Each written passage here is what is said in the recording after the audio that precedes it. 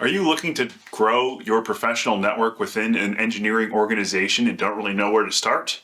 In this video, I'm going to be going over a few simple ways you can start growing your professional network at work.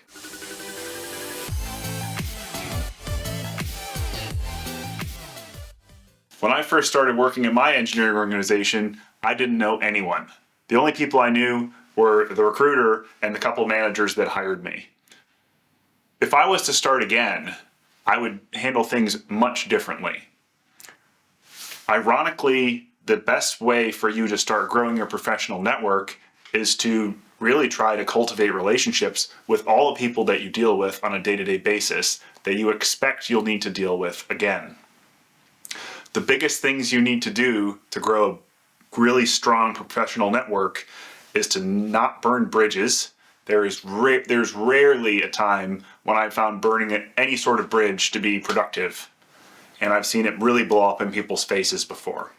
And if you have someone coming at you that is not like the opposite of trying to network with this person, is don't give them any ammunition to do anything nefarious towards you. So we've gone through a couple easy, quick things there.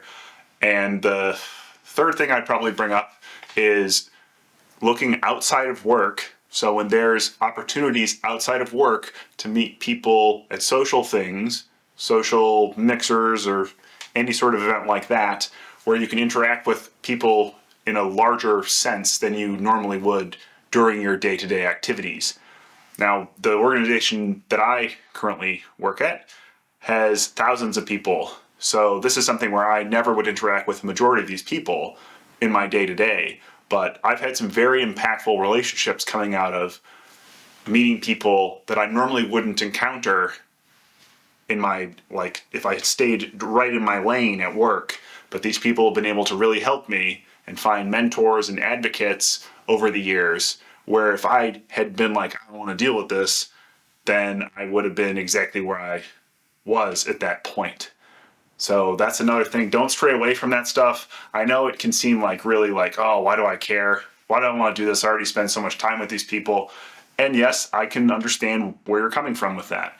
But it's something where if you really want to get ahead and you need to grow your professional network inside and outside of your organization, and you need to kind of figure out how people in your organization move, because every organization is different. The cultures are all different. I'm telling you a few simple things that I've learned in the organizations that I've been a part of. And then you have other things like LinkedIn.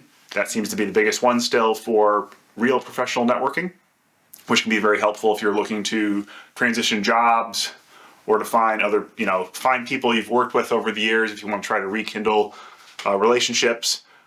All that stuff is well and good, but inside your organization, it really comes down to just not burning bridges, like trying to establish relationships. And some of this stuff you won't really be able to do super effectively until you have some sort of value to give in return. So a lot of these relationships are a give value, get value kind of thing. There's a little bit of an exchange going on. Doesn't have to be super formal or anything, but say right now I'm looking for a mentor, and I go to this mentor and I ask them for some advice, right? So I go to this mentor and say, hey mentor, can you help, or future hopeful mentor, can you help me with this thing?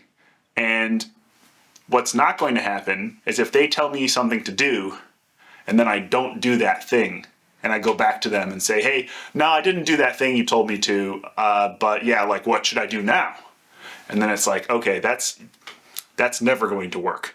So this person will now not be an advocate for you, and they probably will try to avoid you going forward. So one of the big things when it comes to finding a mentor, and this is in any sort of organization or reaching out to someone through like a cold DM, like a more famous person or a person who's done something that you admire, you better be ready to do what they tell you to do. Because if you don't do what they tell you to do, they're not going to tell you anything else. So that's really good. That's going to be it. So like you got to be paying attention, and you have to be ready to take some action if they give you some homework to do. So if you do that and you're really going at it sincerely, then you probably set yourself up for hopefully a future relationship with that person. And this is something that can really help you professionally, or if it's in some sort of all sorts of different things can happen, and there's all sorts of different ways you can split these hairs, but it really comes down to paying attention, not burning bridges, and really just being social. So this is kind of a culmination of having intelligence, emotional intelligence, and now we're getting into social intelligence, which kind of wraps all three of those things together. If you're interested in learning more about any of these topics, check out the link in the description below and join my social engineer network. I hope to see you there.